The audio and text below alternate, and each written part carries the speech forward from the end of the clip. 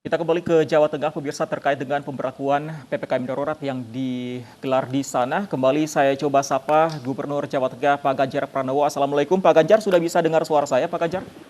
Ya, waalaikumsalam. Ya, Pak Ganjar, di hari kedua, apakah ditemukan masih ada pelanggaran oleh warga Jawa Tengah PPKM darurat ini, Pak?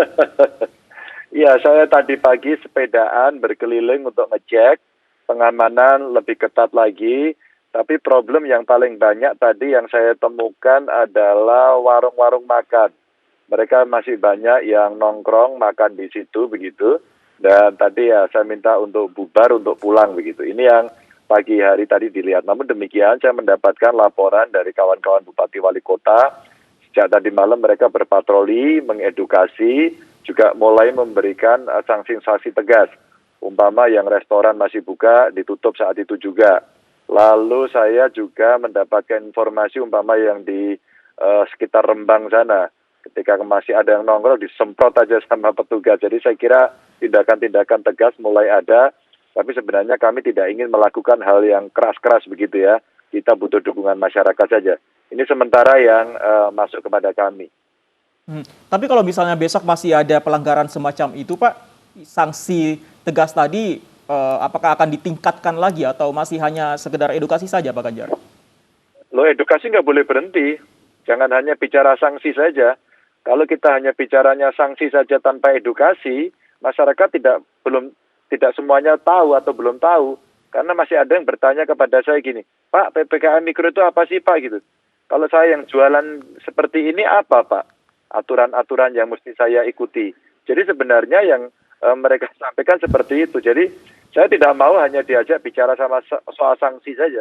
Saya mau harus ada edukasi yang terus-menerus. Nah, 2 hari ini kita lihat untuk partisipasinya seperti apa. Baru Senin besok akan kita evaluasi. Kalau kemudian masih ada pelanggaran yang cukup masif, yang masyarakat sudah kita kasih tahu, katakan belum tahu, ya tindakannya baru mengarah pada tindakan yang lebih tegas lagi begitu. Berarti tidak jauh berbeda dengan daerah lain ya, Pak Ganjar, ya. Yang paling banyak ditemukan ini adalah rumah makan, karena banyak juga yang tidak tahu mengenai aturannya sebenarnya. Selain tidak boleh makan di tempat, beroperasinya sebenarnya sampai jam berapa kalau di Jawa Tengah, Pak Ganjar? Ya, ada banyak yang sudah mengatur sebenarnya sebelum dilakukan ini sudah banyak yang membuat aturan sampai jam 5 malahan.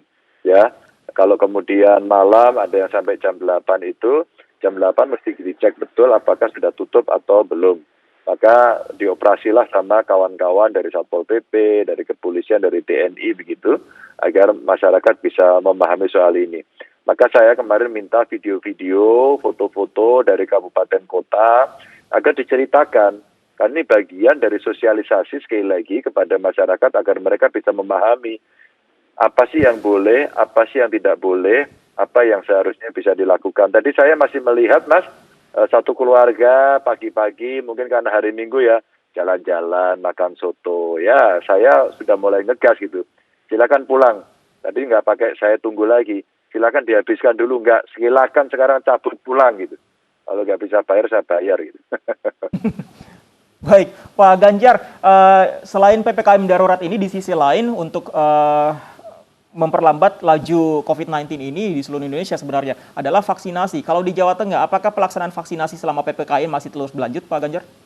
Iya, lanjut terus. Ini vaksinasi nggak boleh berhenti. Justru sebenarnya kita mau dorong herd immunity terjadi dengan vaksinasi yang lebih banyak.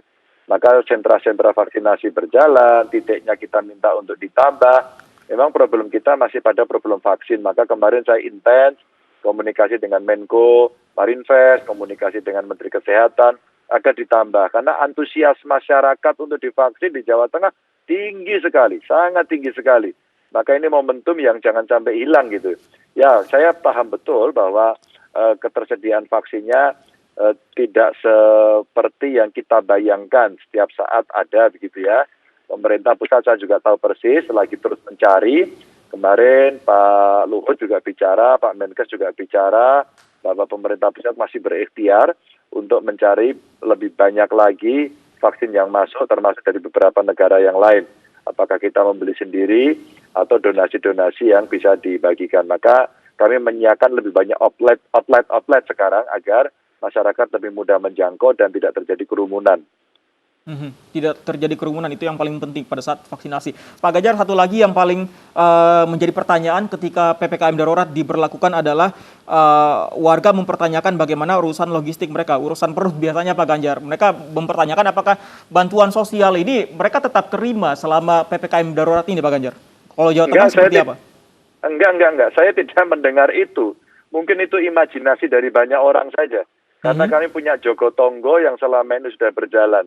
Bahwa bantuan sosial dari Kemensos sekarang akan segera dicairkan itu jalan terus. Sebenarnya yang reguler-reguler aja dijalankan. Karena kalau yang reguler-reguler ini dijalankan, mereka yang tidak mampu mendapatkan bantuan, otomatis sebenarnya ada atau tidak ada COVID kan dia dapat bantuan dan dia jalan. Nah terhadap mereka yang karena terdampak, kita bisa menyiapkan. Teman-teman di desa ada, di kabupaten ada, di provinsi ada. Memang kita tidak memberikan seperti dulu, langsung aja, pokoknya kamu di rumah saya kasih, enggak. Sekarang yang mereka dari masyarakat yang mengalami kesulitan silakan datang ke posko, kita bisa bantu. Sehingga ada dua bantuan, satu yang dari pemerintah, yang kedua dari masyarakat. Kenapa kami menggerakkan Jogotongo? Karena biasanya masyarakat di Jawa Tengah ini suka tolong-menolong dan mereka membantu. Saya udah cek kok ke Batang, ke Sukoharjo kemarin, ke Kebumen kemarin.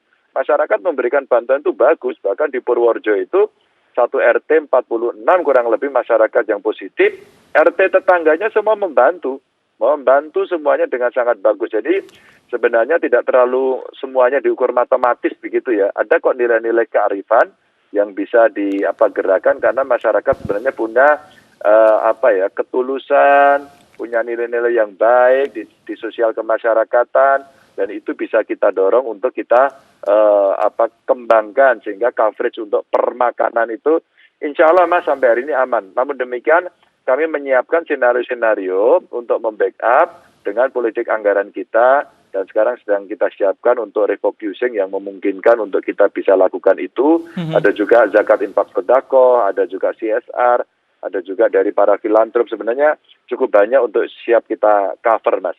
Begitu biar masyarakat tenang. Baik, intinya semoga PPKM darurat yang diberlakukan tidak hanya di daerah lain tapi juga khususnya di Jawa Tengah ini bisa berdampak positif di sana. Ini sepertinya sedang keliling meninjau PPKM. Selamat bertugas kembali, selamat bekerja kembali Pak Ganjar. Selamat siang. Terima kasih, saya lagi di Pantura ini. Baik, terima kasih, selamat siang Pak Ganjar.